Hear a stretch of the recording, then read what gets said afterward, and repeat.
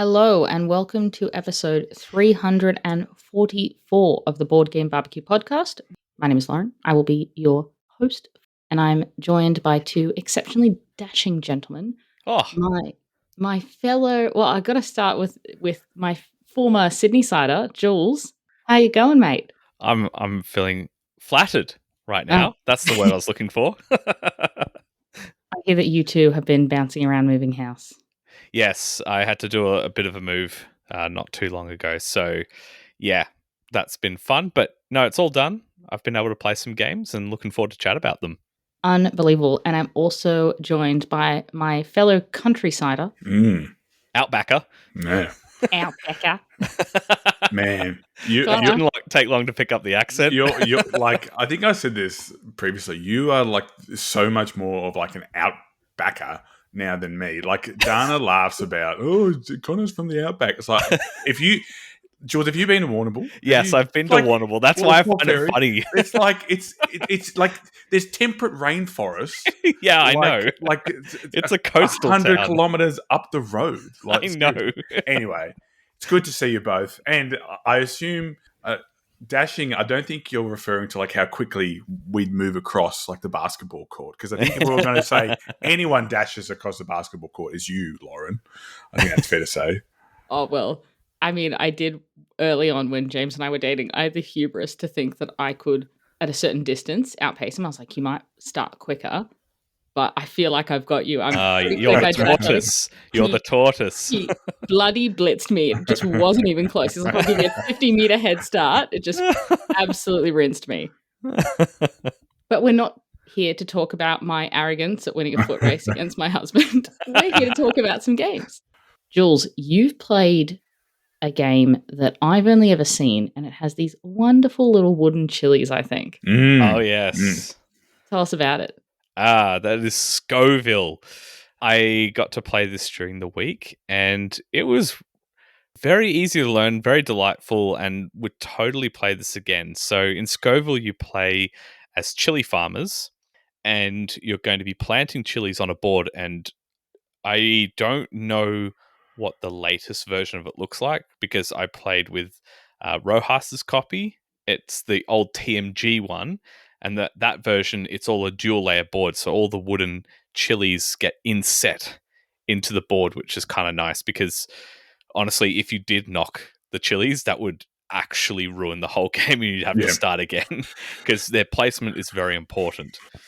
But the game is super simple. I can explain the whole thing. You have first thing you do in the round is blind auction. So you have money, you bid for turn order. Same mechanic as Age of Steam. So you're going to put money into your fist, everyone reveals, highest gets to choose what position they go in. And can I just ask? Yeah. Is locomotive an option? It is not, unfortunately. Fortunately, you mean. Thank Christ. And then you're going to go to a stage where everyone plants a chili.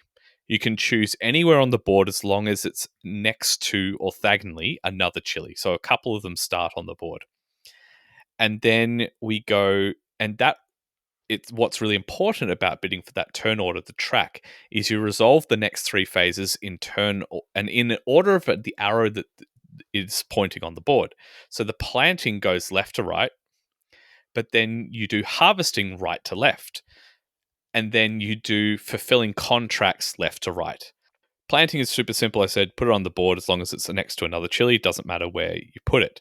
No one owns the chilies in the game. Yeah, I was just going to ask. Yep. So when you come to harvesting, what you can do is you can move up to 3 steps, and it's just a square grid. You move between the chilies.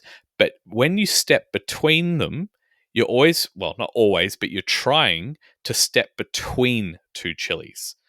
Because what happens is when you step between, you crossbreed them, and there's a whole color matrix chart to see what chili you gain. So if you step between a red and a red chili, you actually get 2 red chilies. If you step between a red and a yellow chili, what do you get? Orange. And it mixes the colors like that, but it does get to some funky ones later on.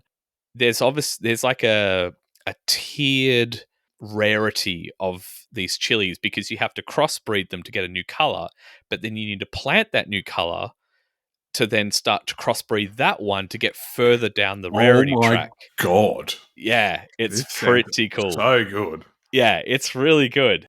But one of the cool things is you only get to make 3 steps. So there's, like I said, there's these pathways between the chilies and they're just a little node. So you just move 3 nodes. You have to always continue in the direction your worker is facing.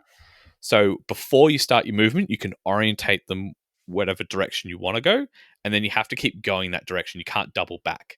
However, there are some 3 special tiles that allow you to break that rule. There's one that lets you double back. There's one that lets you plant additional chilies, and there was another one that does something else as well. But it's one of those classic things of, well, if you don't use them, you get 4 points for each of them at the end of the game. Yep. So they're actually quite valuable if you don't use them, but at the right moment could net you a lot of points.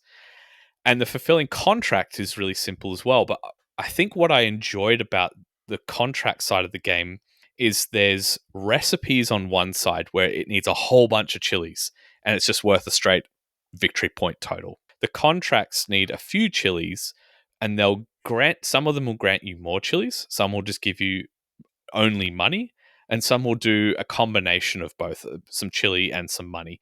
But money's really important because contract fulfillment is the only way you it's not the only way you get money. There's one more way, but it's one of the primary ways you'll get more money back that then can help you with your bidding when it comes to that blind auction.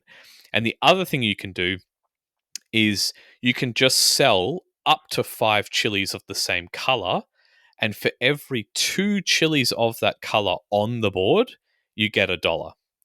So, for example, if you sold 5 red chilies and there were 4 on the board, that's $2 each. You get $10. And you can do one contract, sell up to 5 chilies of one color, and fulfill one recipe during that fulfillment sort of phase. So if you're lining things up well, you can actually do all 3 and get a whole bunch of money, get some extra chilies from the contract, and do really well that way. The game plays until either there's less contracts or recipes than the number of players, and there's a certain point you use one deck to start the game. When you go through a lot of those recipes, the contracts, you then switch to another deck that has more of the advanced rare chilies. So it's that classic sort of shift mid-game. Really, really fun. You can absolutely block each other from the pathways you want to go. So because you can't pass through other people or jump over them. So you can path your way to end your spot in a spot that makes it difficult for someone to get to somewhere where you think they're trying to go. You do have a player screen that hides all your resources, so people don't know what recipes you're trying to fulfill, what chilies you've been picking up and hoarding, which is nice. But yeah, I thoroughly enjoyed Scoville. It was easy to learn, had some really interesting decisions. You get to block people, you get to plant chilies. That's just, it was so good. So good. So from what you're describing, it's giving me kind of similarities to Five Tribes. Yeah. In the sense that kind of bidding for turn order, that Mhm. shared spatial puzzle, really thinky, trying to just edge out other people for certain pieces. Yes. Kind of set collection. Also maybe Yeah. Finca as well. Yeah, Very cool. absolutely. Look, there were quite a few groans and words. I think they were directed at me of grabbing a certain recipe. Oh, I don't believe it at all. Yeah. So yeah, it was really, really fun. I might actually look at trying to get the new version because TMG doesn't exist anymore. But the game was just great. Yeah, I think Vincent Dutrait did the art on the new version too. Ah, very good. Yeah, sweet. That's definitely worth picking up then. Yeah, this sounds really cool. I remember when it came out, it sort of came out, I feel like during a time where there was a lot of similar games that were coming out at the same time, and it was like, oh, Scoville, and it was a kind of a cool theme because people were doing the hot wings challenge or like eating the ghost reapers and stuff like that. And I was like, oh, I don't know if they're just trying to like cash in on the craze of the hot stuff. Yeah. But it sounds really fun. And as soon as you mentioned the color matrix of the breeding, Yeah. I was like, Punnett squares. Yes. I was like, yeah, it's Punnett squares. So yeah, it sounds pretty cool. I'd love to give it a try. Yeah, it's really cool. I feel like I would just spend the whole time quoting that episode of The Simpsons where Homer eats the chilies. Yes. Oh, yeah. 5 alarm chili. Yeah. 1, 2. I heard it carved it himself from an even bigger spoon. Yeah. Careful, Jules. Keep us on track, man. Oh man, Absolutely I'm derail trying to it. resist quoting that episode. But yeah, Find your brilliant. soulmate, Homer. Oh gosh. All right. I want to keep us on track because if there's anything that's going to derail me, it's Simpsons quotes. Connor, you've been returning to some more recent favorites, things we've been really enjoying on I'm guessing BGA. Yeah, well, actually, so both of these are available on BGA, which is helpful. So, the first one being Forest Shuffle. So, Forest Shuffle's a weird one, not weird in the sense that it's not a weird game; it's a lovely game. But it was weird because it was available to play on BGA for so long and not available in Australia. I remember talking to some of our people that were not Jules, so I'm not talking about Jules, but other people who were in the board game distribution game and saying, oh, well, when it's coming, I'd be like, when is it coming? When is Forest Shuffle coming? And I happened to get my hands on a copy and I played it. I'd played it online with more than 2 players, but I played a 2-player. And I think without bearing the lead too much, I think it's probably better with more players. I agree. I think with 2 players, so Dana, I know, has definitely talked about this game in the past because I was on the episode with her and I wrote this down saying that I want this game. But effectively, Forest Shuffle, very, very straightforward premise. You are building a forest with trees, and so in your turn, you are either picking up 2 cards. It could be from the clearing or from the deck, or you can play a card. And the way that you play a card in lots of games that have this mechanic is you spend cards. And when you spend a card, it can be of a color that is on the card and you activate a bonus, which is pretty cool. So you're trying to make sure that you're getting the right cards to spend, but a lot of the time then the cards that you play may then have combos with the cards that you've already played, so you don't want to spend them. So, it might be something like a bird that combos with the amount of berries or the amount of bugs on a tree or something like that. Or there might be a bug or an insect that gives you 1 extra of a particular type of tree, and that's how it scores. So that's the other cool thing too, is that the trees all score in different ways, to the point where I got the scoring wrong. So what was the tree called? I don't have it off the top of my head, but it was the tree where you get a number of points based on the number of trees that you have of the same type. And rather than just totaling up the points, I was like, this tree is worth 1 point, and the next tree is worth how many trees you have for 2 points, and the next tree is worth how many trees you have for 3 points. Right. Rather than just going, I've got 7 trees, that's worth this amount of points. So I was like, how does this work? This is a crazy man. Anyway, I was saved because there's actually, I found a scoring app on BGG, and that was super. On BGG, and that was super helpful. I was like, I'd use that for the whole time.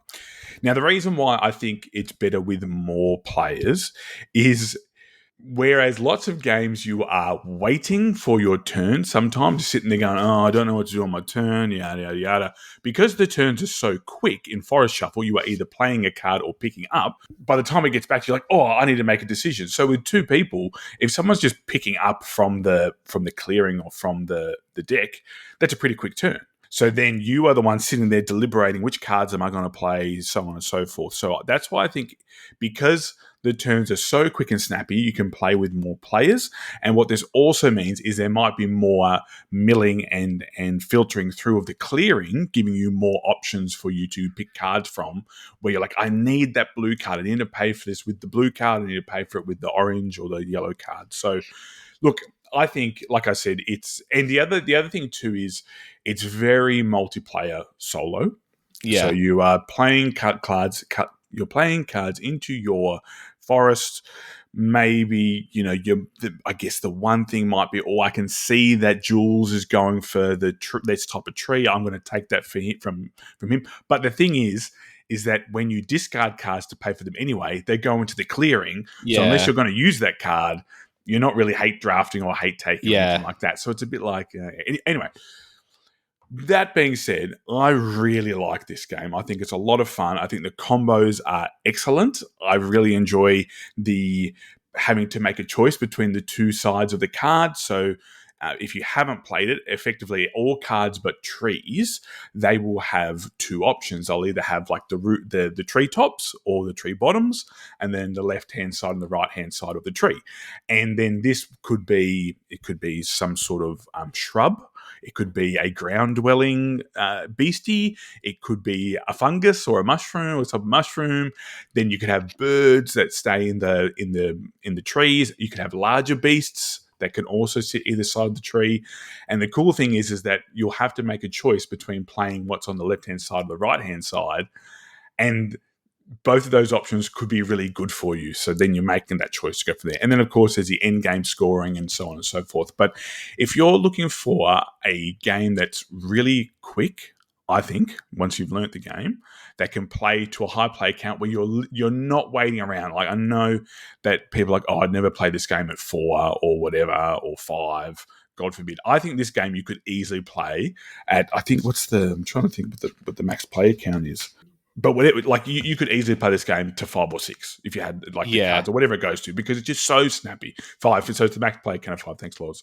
So yeah, I would definitely get this. If you're looking for something that has a bit more interaction, a bit more, not necessarily take that, but competition for spots or competition for cards or competition for victory conditions, this isn't the game for you. But if you're looking for something where you can build your nice little forest, it's got lovely little creatures. As someone who enjoys nature and the environment, it's really up my alley in terms of that. And there are quite a few expansions that are out now as well, which have different environments too, so like the river or the snow caps or things like that. So yeah, Forest Shuffle, I think I guess recent favourite of the podcast, available on BGA if you want to play. So yeah, I think it's great.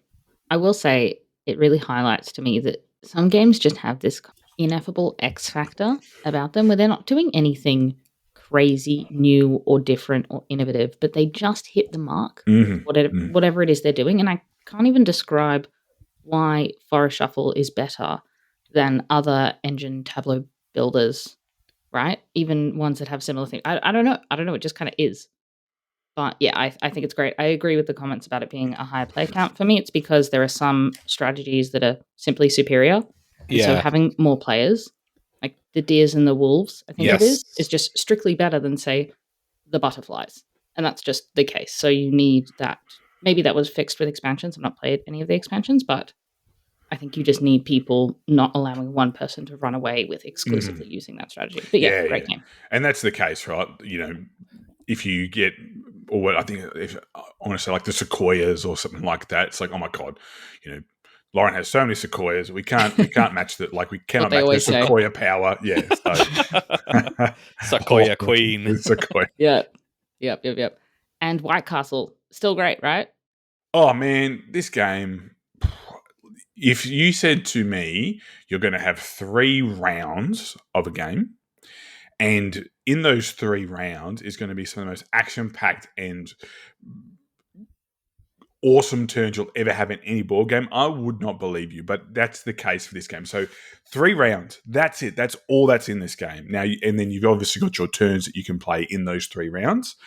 But the whole point is for you to get bang for your buck in each of those rounds. It's a dice placement game. I love dice placement. I still love dice placement. I think it's awesome to be able to, and so it's almost like the polar opposite of a Forest Shuffle, in that the competition for spaces is so tight and you can be punished for just not getting to a spot before someone else or not winning turn order, and then you have to go to that spot and everything else is ruined, or you've got to pay for the nose. So the other thing that I like is that, and I think I talked about this last time I was on the show, and I can't remember what game you were talking about, Jules, but it was to do with worker placement spots. and how there wasn't a limit. I think it was funny. Honey Buzz. It was Honey Buzz, right? Yeah. And there wasn't a limit. And I said, I like games where that's the case, but you have to pay extra Yes. to be able to access that spot. Yes. Well, that's the case with White Castle and it's not that someone has potentially gone there before you, but you want to take a space. You don't have a high enough value on your die, but you can pay to increase it or to pay for the difference. And I'm like, that is great, because what that does is it doesn't hamper you because your dice rolls or the dice rolls were poor. It just means that you need to prepare for it earlier. And I think that is really, really good at game design. 100%. Also, the psychological aspect of still being punished for maybe suboptimal play, but not feeling like you then can't play the game as a result. You're just presented with a decision, and you still feel like you can interact with that decision. Yeah. That's what, do I want to do it? But do I want to have to pay this premium? Is it worth it? Mhm. It feels better, even though you're effectively being punished the same way. If, say, for example, you were priced out of that spot, it feels different to someone's gone there, I can't take it. Yeah, but there may be an option for you to go back to that spot. Yeah, it's inefficient, but you can go there and then make it worth your while, rather than that spot's taken, can't go, bad luck, like, yeah, whatever. Yeah. Great game. I might jump in and talk about 2 games that I got to teach at the Brisbane game day. Some little card games. One is called Crypt Trick. So that's a combination of crypto and trick. Mm-hmm. And the theme is in there, so I'm not even going to talk about it. But I looked it up and I was like, what is this game? It's about cryptocurrency and yada, yada, yada. it ain't. Trust me. Blockchains. The blockchains, Lauren. It's as fake as the actual blockchain is to me. Both no idea what either are. So in Crypt Trick, it's a pretty standard trick taker with a few little wrinkles, as with all trick takers. 2 ones that I want to highlight in this. One is that whenever you lead off a trick, you first have to offer that lead card to everyone around the table. So I'm going to say, okay, I'm playing the white 7, whatever it is, right? Jules, would you like this card? No? And then go around the table. Connor, would you like this card? Connor says yes. Okay, so he takes it and he leads the trick with my white 7, and he has to give me a card from his hand. Oh. Right? So for example, if he had a white 2, he could bank on the fact that I didn't have any other whites, and I would have to follow with the white, and he would win, right? Okay, yes. But sometimes, right, if I start with a bad card, no one's going to take it, so I can kind of control. But if I start with a good card because I want to win, well, someone's just going to take it from me. Yeah. And shove a bad card on me. So that's a really interesting twist. Even if the person plays a bad card, you still might want to take the lead because you want to stick them with one of your cards. Yeah. Oh, man, that's later. interesting. It's a very, very interesting wrinkle that I will say is a slight negative. You do need to have a really quite intimate understanding of trick taking for that part of the game to actually be interesting. Yeah, okay. So I think it's not by default a really interesting part of the game because you have to know how to interact with it for it to really work well. Yep. But I think it's really flippin' cool. Okay. It's really clever. The second thing is the way the scoring works. So not all cards score. So the highest and lowest don't score. Only the middle values score. Ooh. So you want to win middling numbers. Interesting. And you want to force people to follow with cards that will actually get points from that trick that you've won. Yeah, okay. And then it's also got some rules, which I won't go into, but kind of you don't want to win too many tricks. You want to win the sweet spot amount. Sure. So the way those things all interact with one another, chef's kiss, delicious. It's, really interesting. You could homebrew a copy. Effectively, all you need is, the 4 or 5 suits. I think I can't remember, value goes up to 8 or whatever. And then you just mark the middle value so you know which ones score points. You don't need the game to play this. Interesting. As long as you have the rules, and the English rules are available on Board Game Geek in the files. So give it a whirl. It's really cool. That's Crypt Trick. The other one I want to quickly talk about, which I think has been talked about on the pod before, Farmhand. Have we talked about it? We've definitely talked about its iteration called Dino Tricks. Which, yes. Because, of course, we had Craig on the show. So, cool. But this is the I guess, his retail version of the game. Farmhand is still really adorable. It came in a Kickstarter. I got all 3, which was Tango, Farmhand, and Fjords. Fjords, I've only played the solo. It was rubbish. I'm sure it'd be better 2-player. Tango, I have taught, but did not get the chance to play. Farmhand is just sweet, isn't it? It's just a delight. It's so simple. It's kind of like the most pared back, bare minimum Yeah. trick taker Yep. with a lovely, lovely social element. Your hand size ramps up as the rounds progress, and it's kind of like the first ones don't even really matter. It's just giving you a taste for it and the meat and bones as those later rounds. I do feel like you really do need it at the higher player counts where you Yeah, get the I bigger think so too. hands Yeah. and more rounds. But it was such a treat. And because it was simple enough, you could have people that didn't really understand trick taking play it. And it was awesome to see the kind of the lights turn on in their head and go, oh, wait, I get it. Let's run it back again. And it's so quick that you can. So we played, I think, like 3 games back to back. Just highly recommend. If you've not picked it up, it's a lovely little box. I actually find the art really endearing. It kind of reminds me of the Sashi and Sashi art a bit. Yeah, I can see that. And yeah, just a big fan. Craig, you've done it. I love it. Farmhand. Very cool. Yeah. I mean, one of my favourite memories of the first PlayCon was playing Dino Tricks with Craig, and just I think so it was Craig. Was it with our buddy Mark and then Murray, who's actually a friend of Murray goes to all the Sydney game days. He's a friend of Mitch's. Sorry, he shall not be named. And I remember just like, oh man, we were like getting stuck into each other. And you know, like Farmhand, when it was Dino Tricks, it was these cute dinosaurs, Yeah. you know, that were like almost, you know, that you'd find in a kid's book. But we were vicious to each other, man. It was like, oh, you so and so, like, you know, leave it for the X-rated version of the barbecue. But yeah, like it's so good, man. It's so much fun. I'm so happy for Craig. I should probably quickly explain the conceit of the game. It's basically a trick taker with must follow rules, but cards of the same number cancel out, and so then the next highest one will win. So if you play out your big 6 and then someone else matches it, well, your 6 is Bubkiss and the 5's going to win or the 4's going to win. And there's nothing sweeter than winning with a 1. Yeah. Oh, yeah. Unless you don't want to, because you have to win the amount of tricks according to what you bid that you're going to win. So while there's nothing sweeter than winning with a 1, someone who doesn't want to win with a 1 and then does, there's just simply nothing funnier. So just quickly, I think, did both of you grow up playing trick-taking games? Like I not really, but in high school I did play things like Big 2. Yeah. Like OHL or 500. Did you play them? No. So in OHL, it's the typical like trick taker where you have the trump suit and whatever, you play the deck of cards and you have to bet. And for me, one thing that I love about trick-taking games is having to bet. And when you get to those higher hands, so like in OHL, it's ramping up. So similar to Dino Tricks where you each time, to Farmhand, Craig, my apologies, where each round you get more and more hands. More and more cards in your hand.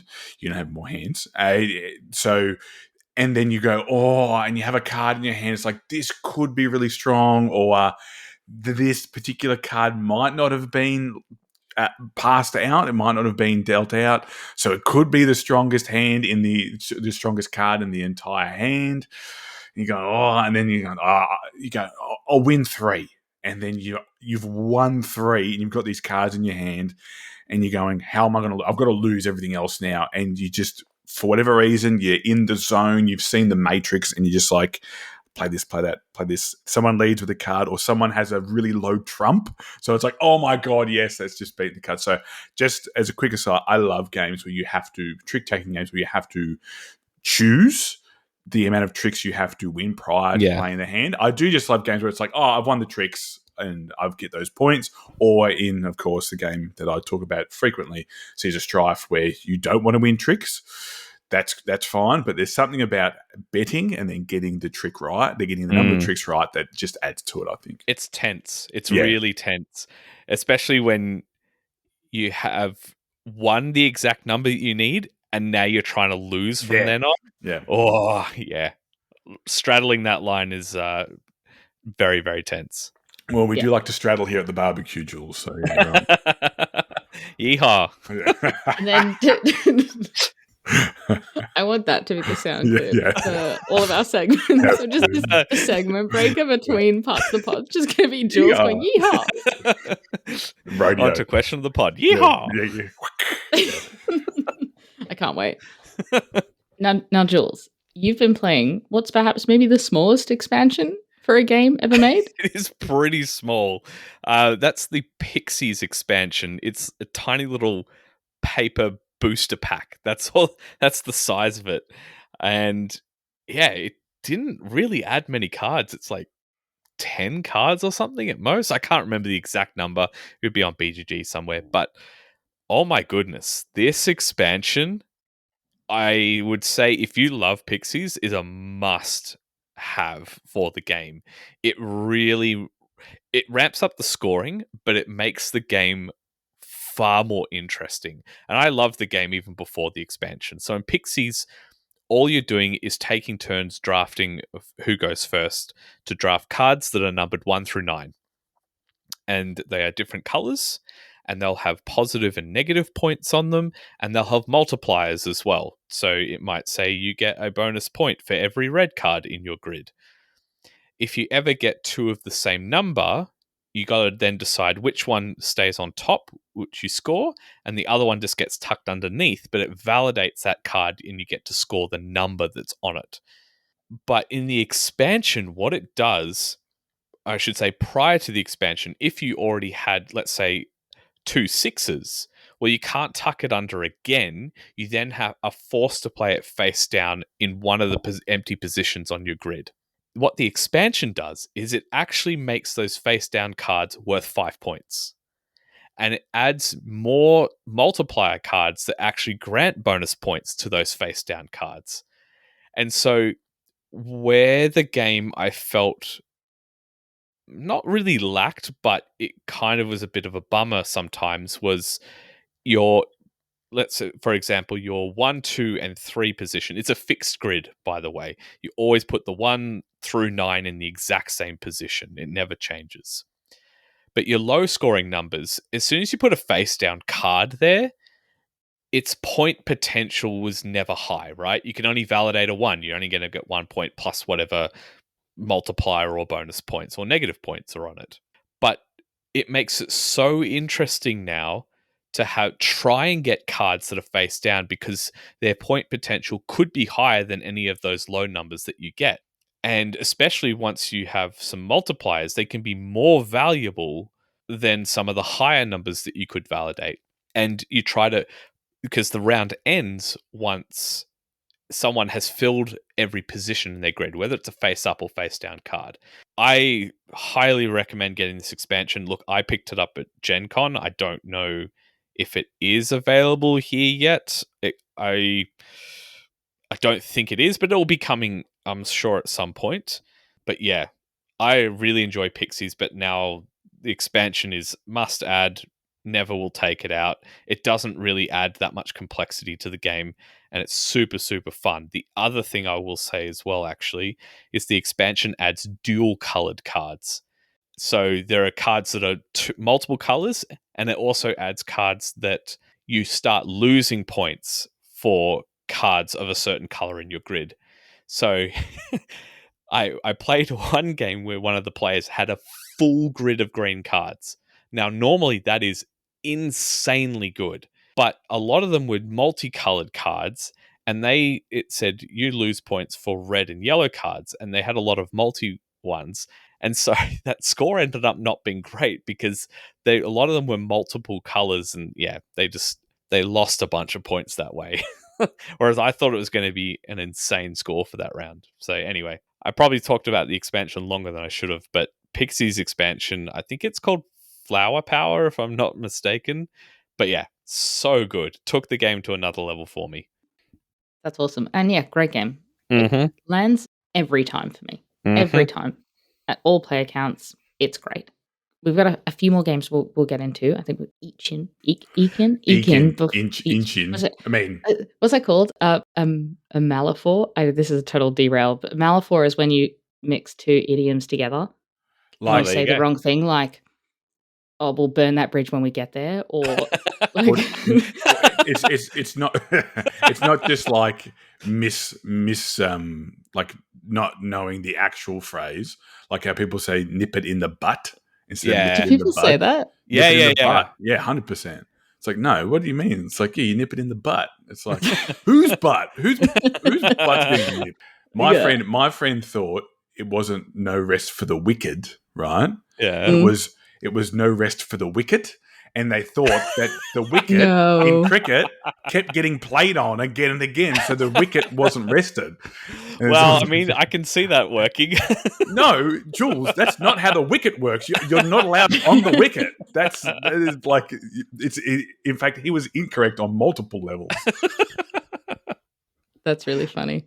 There's a friend of mine, the husband, it's like gentle bullying in a marriage, but she kind of gets expressions just slightly wrong sometimes. Yeah. And he has this running list on their fridge of Oh, just no. all of her expressions, and I wish I could recall some now. They're bloody hilarious. Not quite a metaphor, but yeah, insane. Okay, sorry, I've derailed this again. Back on track. Connor, you've been playing some video games. I have been playing some video games. I'd love to hear about it. Tell us about it. Would you really? I really would. That's why I asked. So Path of Exile is a top-down action RPG, isometric RPG. So if you play Diablo or Torchlight or anything like that, you'll be quite familiar. It's very open-ended for you, how you build your character. It's in early access. Adrian has been playing it as well as me, and Adrian has just been delving into it heaps. But we had a weekend where it came out, so a new patch came out, so some new developments and stuff like that, and it was just really fun. We got to hang out, so me, Adi, and Finn got to play some together. I've decided to go with a mercenary, so they have a crossbow, and they have like an explosive crossbow, so that's really cool. It's a bit different to other characters I've been playing as, and yeah, it's just really, really fun. But the rest of my video gaming and my life really has been taken up with a game called Silk Song. So probably about 6 years ago, maybe more, there was a game that came out called Hollow Knight, and it kind of took the world by storm. So it was really difficult. It was a game where there's a term called Metroidvanias, and don't worry about what that means too much. But effectively what this means is like as you unlock more and more powers, you go back to your previous areas that have been inaccessible. And it's like, oh, I can get to that now. And the more of those games you play, the more you're like, oh, okay, I know I'm going to get a double jump, or I'm going to get a wall jump, or I'm going to get some way to latch up to there soon, or I'll get a new power to unlock that. The sequel to Hollow Knight, which has been in development for a long, long time, called Silk Song, came out. And it was so popular, right? It was so popular, it effectively crashed all the online video game like stores, so like the shops, like the PlayStation shop, the Steam, like so many people were trying to get on and download it. It crashed it. So it is, and it's amazing. Like, so there's on our Discord, there's a bit of a spoiler thread in there at the moment. So a few people have been putting spoilers in there. So people like, I've been talking about it with like Tom, our friend Tom Uberface, with Sarah. So a whole lot of people have been playing through it together, which has been pretty cool, and talking about what we found. And even there's been times where I've gotten further along than someone else, and then they've sent me a screenshot. And I was like, how did you get that? What's that? What? And I was like, I thought I'd unlocked everything so far. It's like, no, I found this guy over there. He helped me with this boss. And I was like, well, wow. So it just means there's more stuff for me to go back and find. But yeah, like I've just been having an absolute blast. It was funny. I was at work on Thursday or Friday, and I was like, I can't wait to go home and play Silk Song. Like it's been a long week. I just want to go home and play video games by myself. So yeah, it's been fun. It's been a good couple of weeks. Yeah, good couple of weeks of games. I've really enjoyed it. There's something so nostalgic about itching to get home to play a particular game that I can't quite put my finger on. It's just, I love that experience. Yeah. And then being on it and getting yelled at by your mum to pause. And you're like, I can't, it's an online game. You can't pause it. Oh, Mum, man. I can't pause. You I are can't pause. unlocking some memories of Yeah. World of Warcraft in high school there, Lauren. It's with other people. It's in real life. Yeah. You're like in a dungeon raid fighting the final boss. I can't pause this. I don't care. I'll have cold dinner. It doesn't matter. My dinner can be cold. Yeah. Yeah. Well, I'll pause it for you. Yanks out the cord. Yeah. Yep. Oh, trauma. I was awesome. lucky because my parents both played lots of video games when I was a kid. So they understood. Like, Oh, okay, so we'll lucky. get there. Yeah. Jules, do you want to round us off? So one I'll talk about you're alluding to is Paper World. It's again a Pandasaurus game. I didn't pick it up at Gen Con. Actually, maybe that's a lie. Maybe I was given a sample at Gen Con. I can't remember. Either way, it's a game that's probably just reached Australia now. It should be available in stores very soon. If not, might be now. It's got beautiful artwork, and look, the game's pretty simple. You have a row of cards, and they have different colors and numbers. And on your turn, you can either say, I'm going to pick up all the ones or all the fives, or you can say, I'm going to pick up all the blues. So you just declare a number or a color and you pick them all up. Your hand size maxes out at 9. So if you have more than that, you have to discard down at the end of your turn. And then it's the same rule when instead of if you don't want to pick up cards, then you play cards. And again, you say, I'm going to play all my threes, or I'm going to play all my blues. That's the rule set there. But what you're doing is you make a grid of cards, a 3x3, and you're stacking the cards on top of each other. So you must stack the colors on top, like blues have to go on blues, and you have to stack them in number order, so 1 through 5. So what you are trying to achieve is that the cards that are higher number 5 have more stars on them. They're the victory points. And you're trying to achieve different goals throughout the game as well. There'll always be different objectives to reach first, and you'll get the most points if you're the first person to do it. The really clever thing about the game is when you're stacking these cards in number order, you're not always going to have the numbers that you need, and you can skip numbers by discarding a card from your hand. But every card you discard is -1 point at the end of the game. So there's a really tight decision there. Is it worth skipping that number to then be able to jump to the next one, and you might have a chain for the rest of that stack?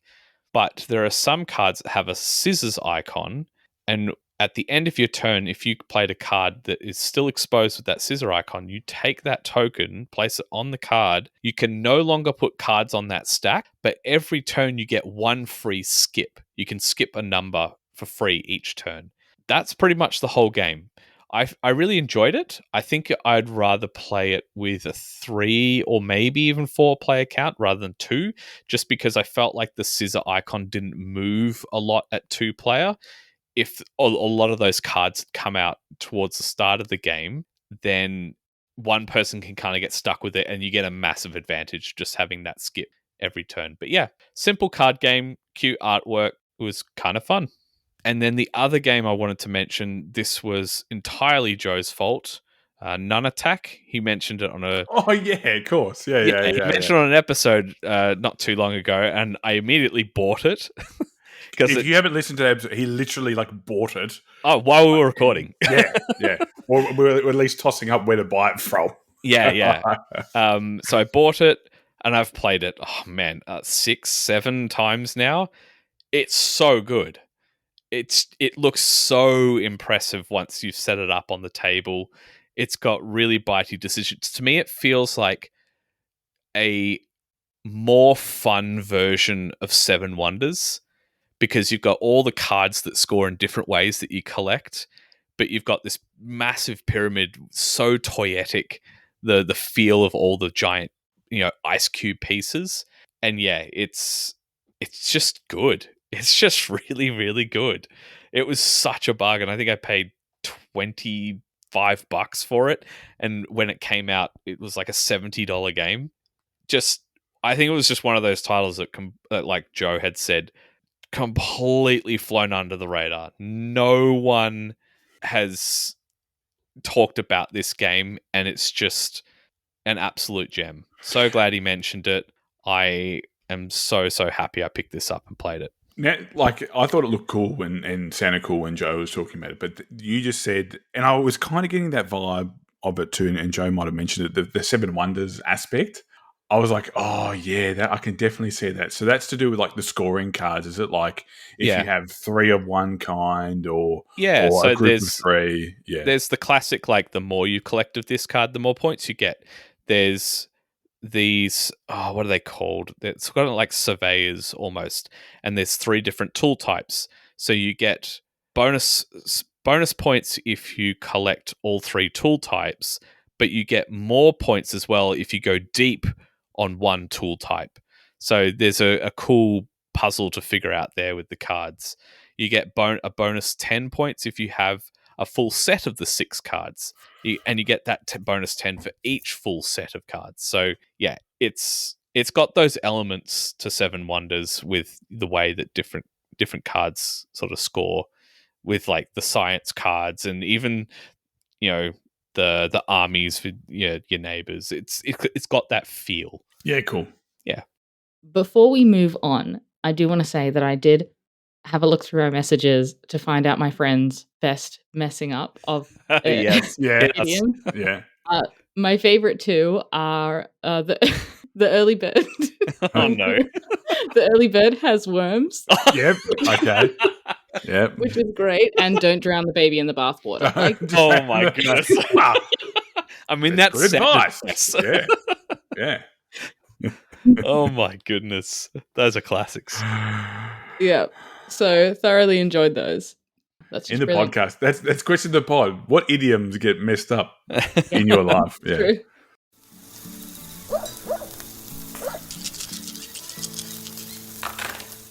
Connor, Yes. That's me.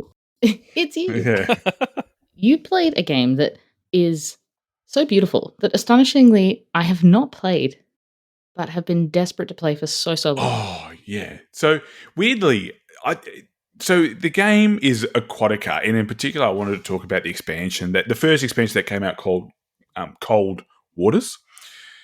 Weirdly, Aquatica was hired out at PlayCon quite a large number of times. Really? For a game, yeah. Yep. I feel like it's on a lot of people's would love to try Yeah. it. Just not a lot of people own it. Interesting. Yeah. Well, it's a great game. It is. It is really good. So the game Aquatica, I think it was talked about when it first came out on the show. I can't remember. I might have talked about it, but I think what it Mike is, did. Mike, yeah, I think you're right. I think Mike did. So what Aquatica is it's a card management game, a hand management game, where you start off with a hand of cards, and each turn you play a card. All the cards are identical in your hand, and then it's based on your, except for I think one card, or maybe you can buy that card. So, but all the cards are identical, and in your turn you play a card and you take that action. So those actions are relatively straightforward when it comes to your card play, but effectively your actions are, the first one that you can do is recruit. So that's where you can pay coins to recruit new cards into your hand, and they could be and like as the game goes on, it could be better versions of the cards that are in your hand, and so on and so forth. This isn't a deck builder, so you have access to all your cards at the same time until you've played them, in which case they go to the discard pile. You can buy a location, in which case, and I'll talk about that in a moment, but locations are kind of like the selling point of this game and what you do with them. You can conquer a location, which means that so there's effectively like 2 types of currencies. There's coins and then power. So in order to conquer a location, you pay power. In order to buy a location, you pay coins. And depending on what the location has on it, you might get a bonus for placing that into your tableau. You can raise a location. I might come back to this again because that's pretty good. And then you can scout, which is where you effectively move cards along and you can bring new cards out.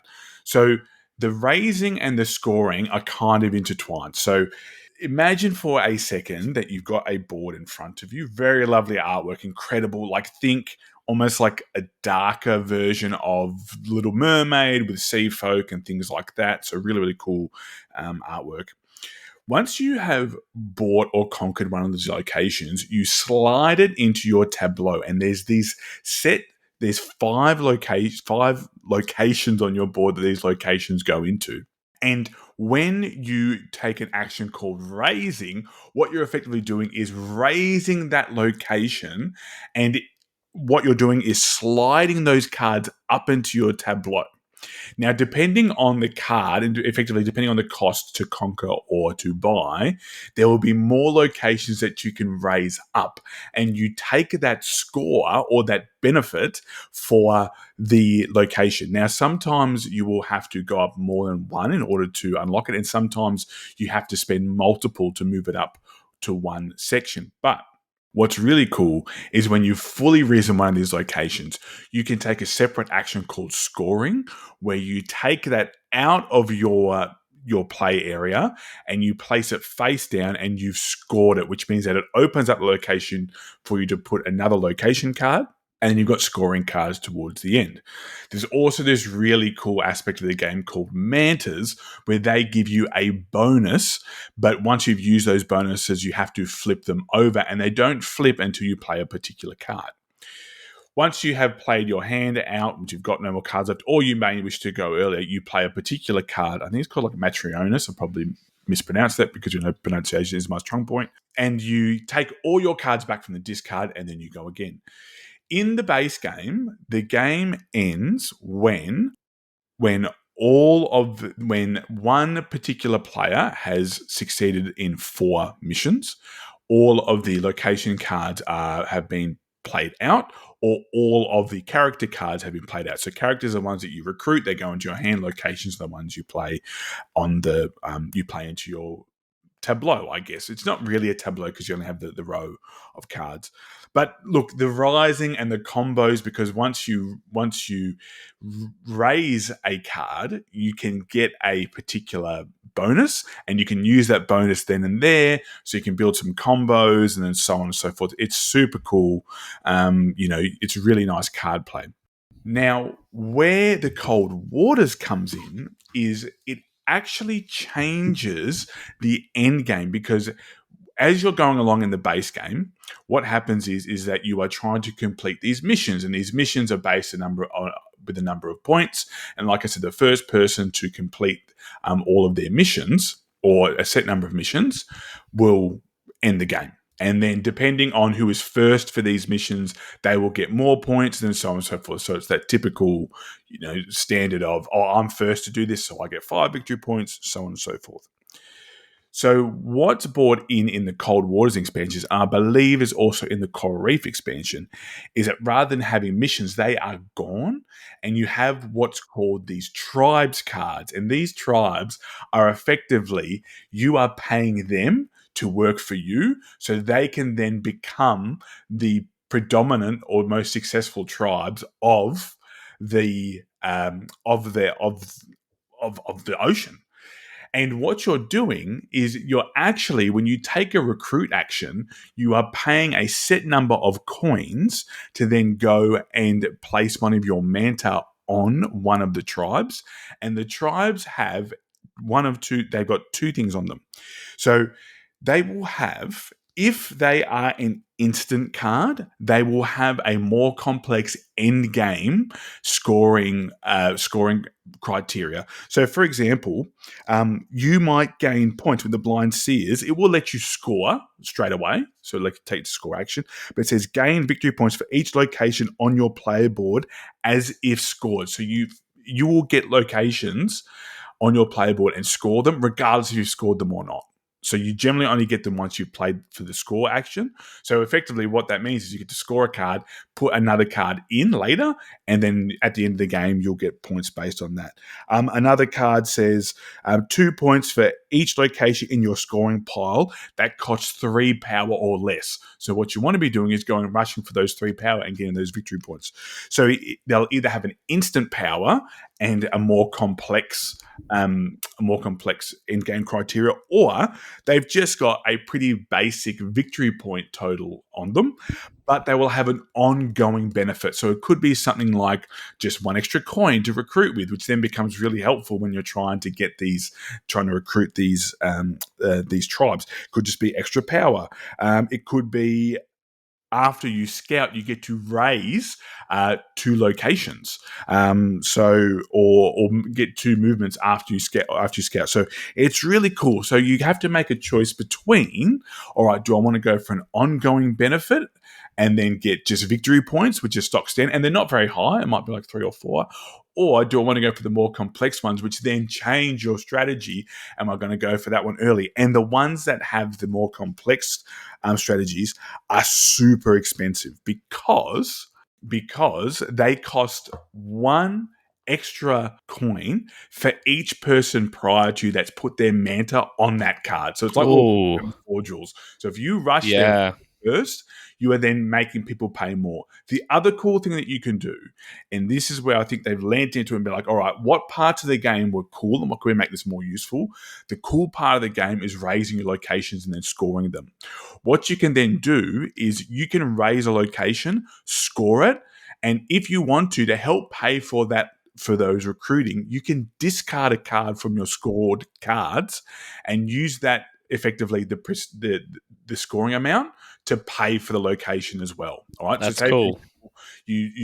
So what you might then do is rush to get something that doesn't take too long to score. It's only worth 3 or 4 points, goes into your scoring discard pile, and you can use that as currency. So it's really good. I think it really leans into the stuff that made the game really cool and interesting, which is, hey, the fun part is putting those cards into your, and I don't know what you think, Jules, but I think that's the most fun part. Oh, 100%. It's I just love the moments of I get to raise this 2 positions and then that triggers this to raise and then I can raise these 2. It's just combo, like the moment you can really combo a few things together, Yeah. you just see into the matrix and the dopamine hit is just so strong. Yeah, for sure. Yeah, it's so good. It's a lot of fun. I enjoyed playing the base game, but I think this expansion just adds a bit more. I don't think there's any issue with playing with the, with the missions. I think it's a good way to introduce it. But I think if you're playing this game more, then I think this is the way to go about it. And of course, they've also just added in newer cards as well. So there's just new cards, whether that's locations or whether that's character cards for you to add in. Yeah, it's a whole lot of fun. And like you said, Lauren, it just looks amazing. It looks so good.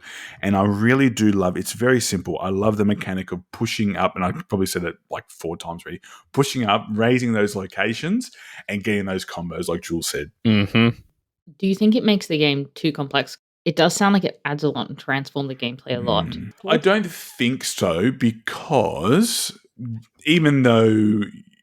there's nothing stopping you from going and just getting the simple victory point ones and then having an ongoing benefit, because you still score the locations that you have scored to. So that process, nothing's stopping you from going through and doing that. In fact, you could, if you wanted to, just not even deal with the tribes if you wanted to, because I believe it finishes once one of the decks has run out, because it used to be once one person scores 4. So when I played, we actually ran out because we were having too much fun. So it ran out. So none of us sort of achieved the other, like as in the 4 missions or something like that. But it's so cool. I think again, it sort of came out when, there was just a lot of really good games coming out, and it kind of got lost in the shuffle. And in fact, I was just looking up before because I haven't got the new expansion, and I was like, oh, when did that release? So I checked the dates. I believe it released last year, and there's a dual version coming out. Really? Yeah. So there's Aquatica Dualum. And so that would be really interesting to see how that goes down, because, it's probably a game like the ones we've talked about, probably better with maybe 3 players, 4. I just think, a bit more competition, going for spots, probably similar to Forest Shuffle. If you can get into one strategy and one person dominates that, you could probably have a bit of runaway leader. Yeah. So, yeah. That's really good to hear as well, because from what I've just read, it also adds an extra player and brings it up to 5. Yes, that's right. And whenever I see that in an expansion, I think, are they just taking the piss? Like, is it just to get money out of people? Does this game need? So it might have been, if I got the game an expansion, that I overlooked sometimes because of that reason. So it's cool. It sounds like it adds a lot, transforms the game. From what I can see as well, it also adds a new solo mode. Yep. Yeah, so the solo mode's based around the tribes. So your aim is to recruit all of the tribes by the end of the game and then getting a score based on that. It's not a game I would play solo, because it is a chase your score type game. That's, unless it's a really, it's like simple game like a Gunch on Clever or one of those types of games where it's just like, fire it out in 5 or 10 minutes, I'm probably not going to play it solo for a chase your score type game. But yeah, definitely if you're someone who that's your jam, then I'd say definitely go for it. So that's Aquatica Cold Waters expansion. That's right. You know that game you've been wanting for a long, long time? The one that's been on your wish list for ages? Yeah, that one. The one you've been adding to your cart and taking off again, umming and ahhing about whether you should get it or not? Well, I'm here to push you over the edge and say go to adventgames.com and add that to your cart right now. I bet you that Dean has a great price on it, he's got great customer service, flat rate shipping, and there's so many other goodies to explore on the website. Wonderful categories all organised to pick the exact game that's right for you and the group that you play with. So head over now, don't hesitate, to adventgames.com.au and add that game to your cart now. Okay, Ruins was, I think, one of the hits of Gen Con. I bought this one with my own money, and it's a John D. Clare card shedding game. So classic John D. Clare style, it's got transparent cards that you get to slot into sleeves and layer up the cards. And it has, effectively, you're trying to get to a winning position, which is just a score track up to 10 points. And if you're at the 9 or the 10 and you go out first on one of the rounds, then you win the game. It's kind of weird. It's not just a race to a score and you win. It's you've got to get there and then come first and then you win. But if no one manages to do that by the 4th round, then it's just whoever goes out in the 5th round is the winner of the game. But in Ruins, how the game works is there's just numbered cards. There's no suits in the game.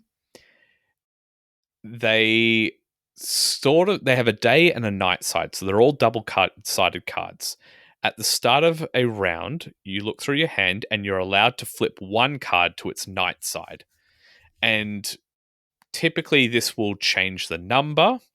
It may add a new ability to the card. So most of the cards in the game start off with it's just a number and it does nothing else. But there are abilities in the game. I think there's 4 primary abilities.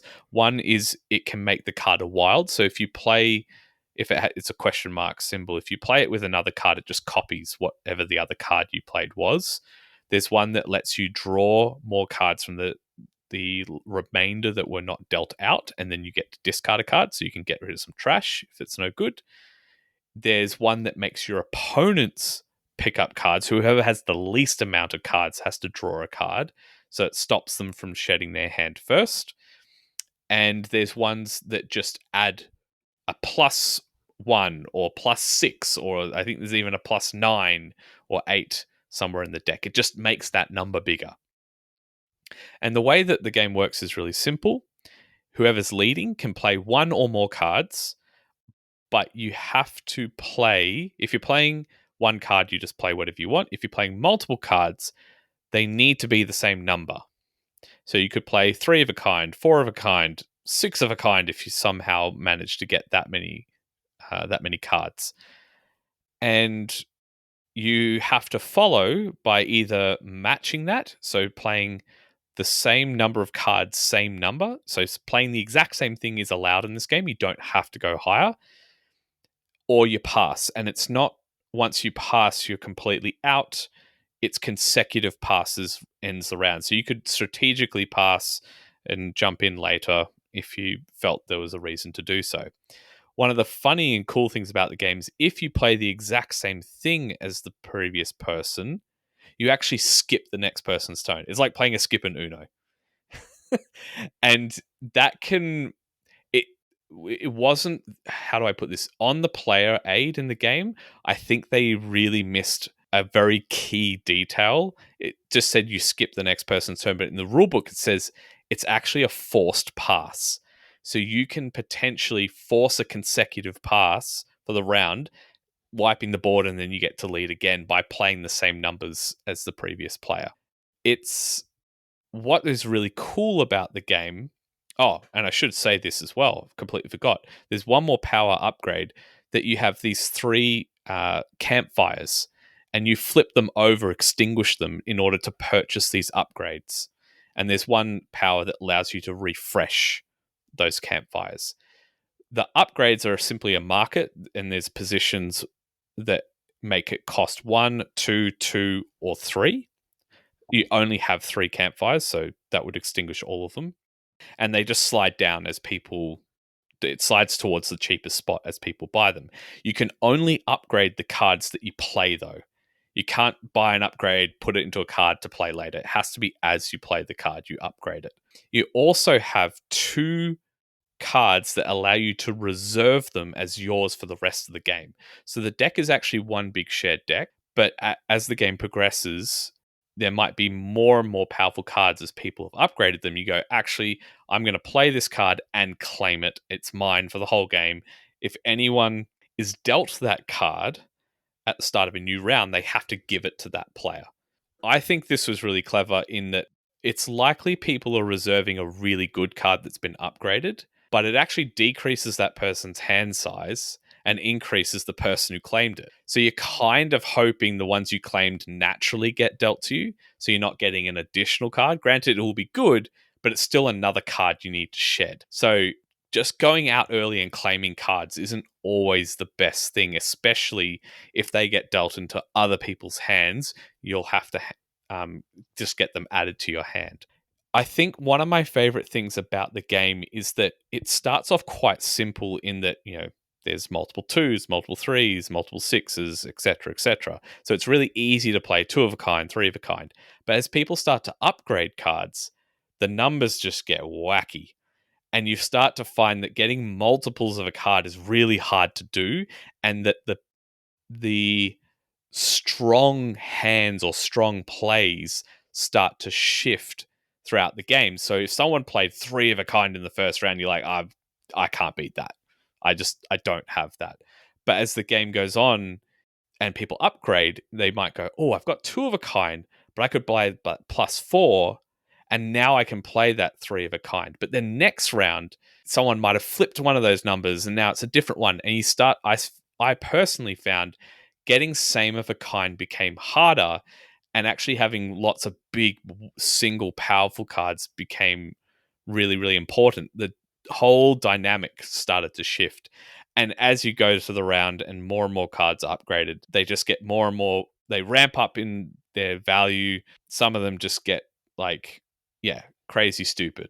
So I don't know. I've had a lot of fun playing the game. I don't know how it will last long term for me as like a card shedding game.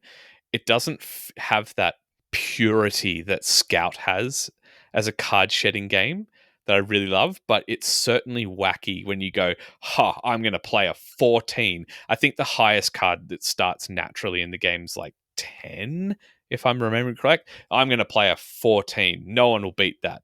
Oh, actually, I'm going to play a 20. You're like, what the heck? So Where did that come from? Yeah, I guess, when you, I don't necessarily do it with Scout, but what the highest possible card is. Yes. And in any one game, the highest possible card could change. Yes. So I guess that's the appeal of it, right? It's Absolutely. I've gone from having, a game where it's really low, and then that strategy works, to it being really high. So I guess in that context, sometimes while randomness can keep a game fresh, it can also make it unappealing too. Because it's like, well, what's the point in me trying this to play this with any type of strategy? Yes. Because there is no strategy in this. Like, it's just so random. Now, I haven't played it, and from what you're saying, it doesn't sound like it goes to that extreme. But potentially, that's the only. And of course, John has been on the show before. We know his middle name's Danger. It's not actually, but he, this stuff would be play tested within an inch of his life. So that's fantastic. Yeah. And I think it's an ambitious mechanic. I'm just like, do I want that mechanic that's been so good in Dead Reckoning and his other games? Do I want that mechanic in a Trick Taker, or is it better served in something else? So interesting, because I do think that upgrading cards thing can be done really well in a Trick Taker. And I've not played this. I'm really curious to play it. Do you think that people would find the sleeving and unsleeving of cards too fiddly for what should be maybe like a 20, 25 minute game? And will the sleeves hold up? Oh, Because look, that's a lot of... yeah, that is definitely a question. Will the sleeves hold up? Time will tell on that one. I don't feel that it's too fiddly because you're only ever gonna... Each person is gonna upgrade 2, maybe 3 cards in the whole round because you've got those 3 campfires, and if you spend them all, like, you're done. You're not doing any more upgrading until they all free refresh next round. You might play a card that lets you refresh 1. You can eke in 1 more upgrade kind of thing. So I don't feel like it's so fiddly that it's like every card's just getting things added to. It's... You start with a hand of 9 cards, so you might upgrade 2 out of the 9 in the round. It's nothing too crazy. I think definitely the pack down is you have to unsleeve everything, flip the cards back around the right way. But honestly, it wasn't too bad if you're playing with a group. Everyone pitches in, it went pretty quickly. But there's a bit of a resetting a bit of resetting to do for the game itself. But I think they've balanced the game quite well so that there isn't an insane amount of upgrades going on that it's so hard to keep track of everything going on, but there's enough there that you can make some fun cards that people can keep track of. Like, okay, I remember they played a 20 last round. It could be floating out there. I've just got to be wary of that kind of thing. Or I know that they reserved that card that lets them refresh 2 upgrades. So I've got to be careful if I buy this and it pushes it down so it's available for them. They could play a card and be able to afford that or it's something like that. So there is a lot of randomness in it. It's not so much that it's like, what's the point of keeping track of anything? Sure. But yeah, it's fun. It's different for a card shedding game. I've had fun playing it, but like I said, longevity-wise, I don't know where it will fall in terms of those card-shedding games, and it doesn't have that classic purity that, to me, Scout has as, I think, the best card-shedding game I've played. I'm certainly keen to give it a try because, I mean, I just like John's work. I think he's very clever, and that's his thing with those transparent card sleeves and stuff like that. So it's cool to see it being... And I know, like, I had remembered, but I'd forgotten until Lauren brought it up, that it was a re-implementation of custom heroes. So, yeah, it's cool. Yeah, that's my thoughts on Ruins. That's 2 games that Flip and, go out and purchase. We got her, Connor. Oh, yes. You can see these shelves. They're stacked to the brim. There's no room. Then you will be proud. Games, the purchase pen still lives. It's fine. It lives on. Yeah. And with that, we'll move on to some quick news and announcements. PlayCon dates 2026. It's happening 3rd to the 5th of July at the ICC in Sydney. Tickets will be released. Stay tuned for that. Announcements will come. Check on the socials. November, stacked to the brim with game days. We've got Sydney Game Day. Sydney Game Day, 8th of November at the Castle Hill RSL, as always. Brisbane Game Day, November 15th at Royal in the Park. And Melbourne Game Day, 22nd of November at the Game Arena Coburg. There's going to be some cross-pollination between the states with people traveling about. So you could do an epic tour for 3 weekends if you really wanted to. You fly up, go to Cairns for a couple of days, and then catch a train down to Brisbane, go to Brisbane, and go to Sydney. Oh, no. It's not in the right order, but yeah. No, my plan's ruined. Yeah. No, it's gonna be a month. It's gonna be a month, let me tell you. Mm-hmm. All those tickets available on Eventbrite. So if you're not following us on Eventbrite, please do. You'll get notifications for when our events come up, and check them out. PAX, the barbecue is going to be there. It's the 10th to the 12th of October. I believe it's already sold out, but if you are going to be there, come and say hi. Yep. Find us. Love to have a chat. Not me, but everyone else. Yeah, so... Annoy Jules. That's the plan. If you can find me. Yeah. Brilliant.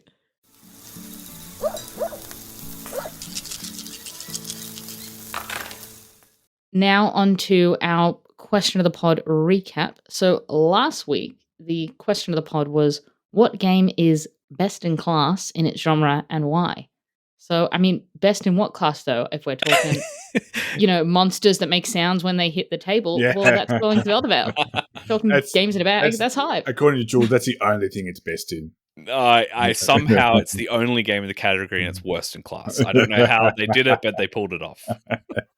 Yeah, like are we talking games with the most edible looking pieces? Because there's contentious. Oh yes, Man, there you go. Chocolatier. Yeah. Oh, that's a good one. What about But- what about games that have pieces that don't look like they should be edible but seem edible? Because maybe that's Azul with the with the stained glass windows. It looks like a red starburst. Oh yes. Oh, absolutely. What about the most beige game? Oh. It's got to be El Grande. It's got to be El Grande. Original El Grande is pretty beige. So is Hansa Teutonica. Yeah. Exceptionally beige. Hans Teutonica. But I don't think these are the categories that you guys thought of, but let's kick it off. Jules, do you want to tell us what some of the community said? Yeah, absolutely. So Boxo Blocks said best dexterity game Jenga. Look, that's classic. Hard to argue with that one. I reckon Naked Twister is the best dexterity game. No one ever wants to play it with me, funnily enough. Dexterity of the human body. Yeah. To avoid contact, yeah. Julian O'Shea said best large semi-aquatic mammal eating game, Hungry Hungry Hippos. I love it. On Instagram, Board Game Sanctuary said Bitoku wins the overwhelmed at first sight category. There are so many shades of green that it all blends together. Even one of the player colors is green. I actually love it so much. And Aaron Likes Games said Galactic Cruise for Heavy Euro. So many interconnected parts and constant tension and questioning whether you've chosen the right priorities. Bit of a masterpiece. You know what, Aaron? I love that for you. Yeah. But on the Bitoku note, isn't it funny when games are like, you've got 3 player colors. There's green, slightly more green, and dark green. You do have to wonder. I think he's right in that, I'm pretty sure all the colors are colors that are in the game anyway. So it's what? Like, because there's like a purple and and weirdly there's like a tan, so a beige. So it's like, and it goes into it. It makes sense because they're supposed to be like nature and whatever. But yeah, I agree. It's like, why have so many? Especially for people who are colorblind. Like, give them a break.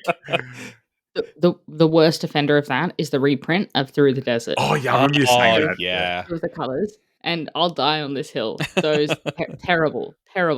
Connor, do you want to take us away with the rest of the community responses? Yes, so we had an epic response from Jonathan, and I thought I'd give it lots of airtime because he's gone through, and they're actually, as much as I love Julian's comment about the semi-large aquatic animals eating, I think this is good. So another poster must have mentioned Res Arcana being the best tableau builder, except I think Race for the Galaxy may be better. Strong argument, Could be people in our community, including former hosts, that feel very strongly about that. Although I potentially would say Race for the Galaxy is a better race game. I'm sure fans of Heat or other proper racing games will fight me on that. Steampunk Rally is a very good racing game, by the way. It's very, very fun.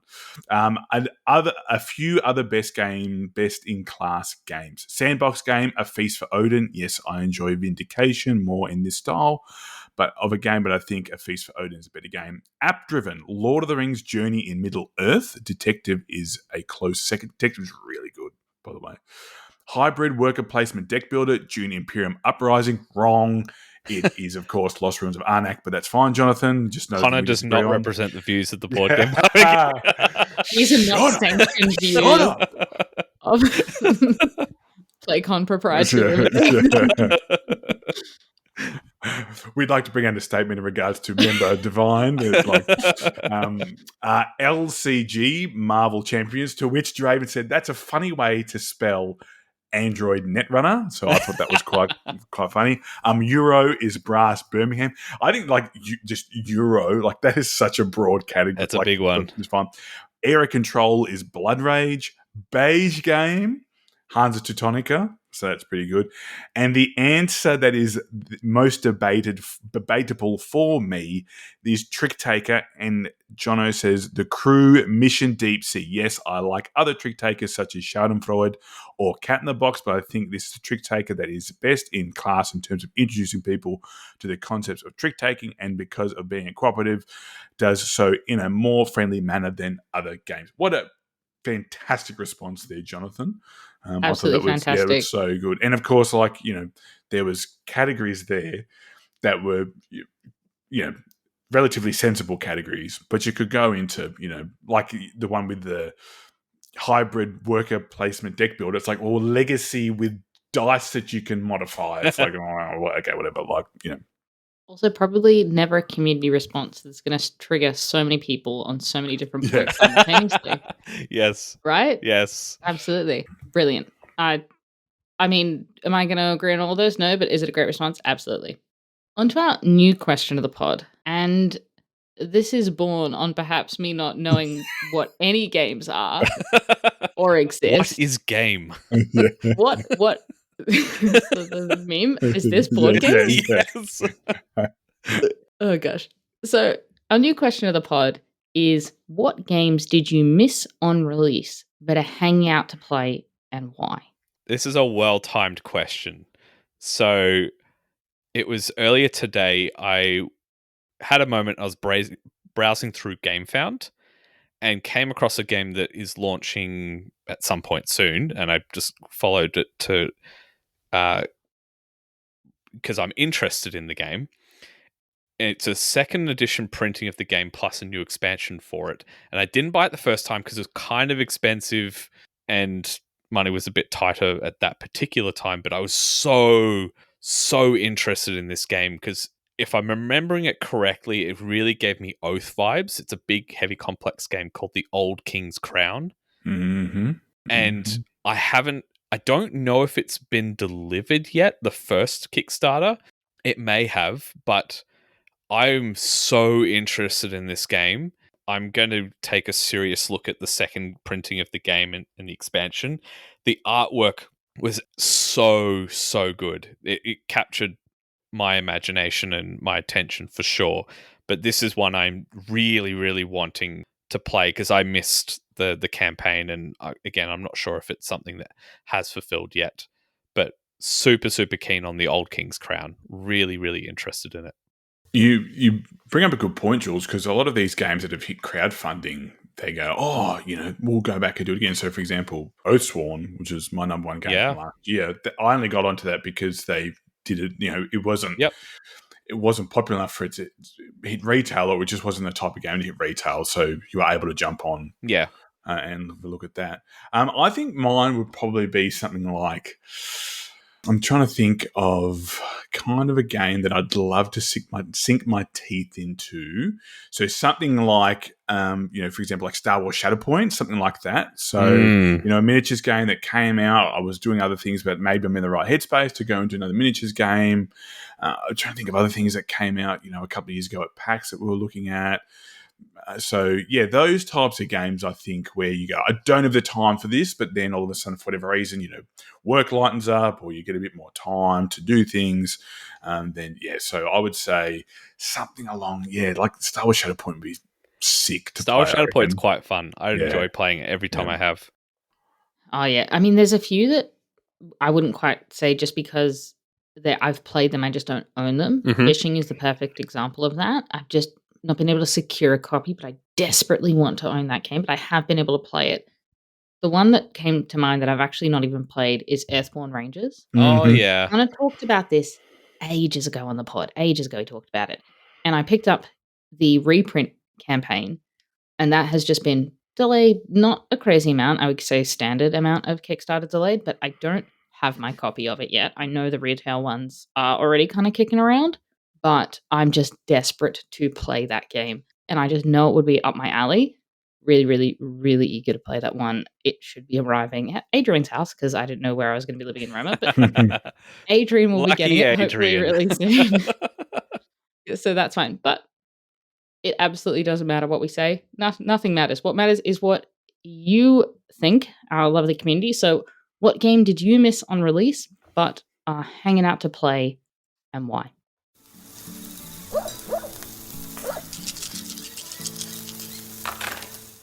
just want to give a quick shout out to our new Patreons, Tapio and Thomas. Thank you so much for supporting us.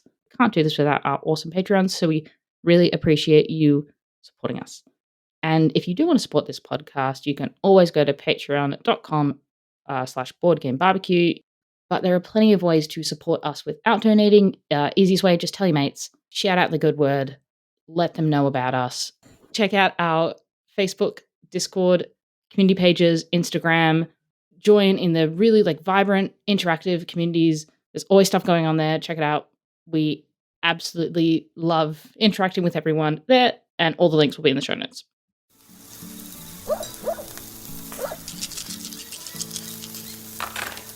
Now, Jules, I need you to give us a yee-haw because we're into our final segment. Yee-haw! Let's do it. We're going to be talking about what's got us fired up. Why have we become country? Well, I might kick us off because, as these lovely gentlemen can see, there is some semblance of a setup room in my backdrop, and we are at the very tail end of our interstate move, unboxing everything. We were culling our life. We somehow owned 6 copies of A Picture of Dorian Gray. Lord knows how that happened. Between the two of us, just ridiculous. So we've simplified our life, getting to the tail end and feeling kind of human again after a very big move. So I'm very fired up to feel really settled in our new house. And with that will come more games, more video games, more outings, all that good stuff. So that's what I'm fired up about. Connor. So I'm fired up because it's nearly school holidays, and the term 3 school holidays is one of my favourites because a lot of my workload is finished because I'm lucky enough I get to teach some senior classes. So the year 12s are coming to the end of their school journey, which is exciting for them. And hopefully I'll be able to play some of the new games that have been stacking up in my back corner. So while Lauren has hers all organised, you can see I've just got a stack of games back here. There we go. Yeah, that's a stack of games there that haven't moved for the longest time. So I'm looking forward to getting back in and playing them. Things like Elder Scrolls that I started and haven't been able to keep going with and all that type of stuff. So that's going to be cool. So yeah, that's what I'm excited for. That's what I'm fired up about. All right. I'm very excited because All Play were kind enough to send us some review games, or send me some review games, which I will share in due course with the rest of the team. But I'm going to have a play with them before they get disseminated amongst the group. But yeah, All Play sent a whole care package of a slew of their new titles. There was the Star Twinkle Twinkle, there's Money, there was... I can't remember. There's a whole box of games, and I'm just excited to play them. This All Play just make bangers. There's every one of their games have just been great. Oh, Slambo, that was one of the other ones that they sent. Little card game. I don't know much about these games. I saw them at Gen Con. I just bought Ruins because that was kind of some of the hype at the time. Plus, luggage space is always a problem, and Ruins was a small box, so that's how it all worked out. But yeah, I'm so keen to play all these games that have been sent kindly by the folks at All Play. Well, that rounds us off. Thank you so much for joining me, having a chat, guys. It's been great. Pleasure as always, you two. Pleasure as always. And when you come across a game, tell Lauren what it is, and because teach me about board games and tell me all the idioms that you and your friends stuff up. Because that's what I'm most excited to hear about. You don't have to worry too much about the board games. That's fine. Yeah, absolutely. Doesn't matter. That's what we want. Scratch all of that. All right, that's awesome. All right, thanks so much, guys. See ya. Bye. See you later. Bye.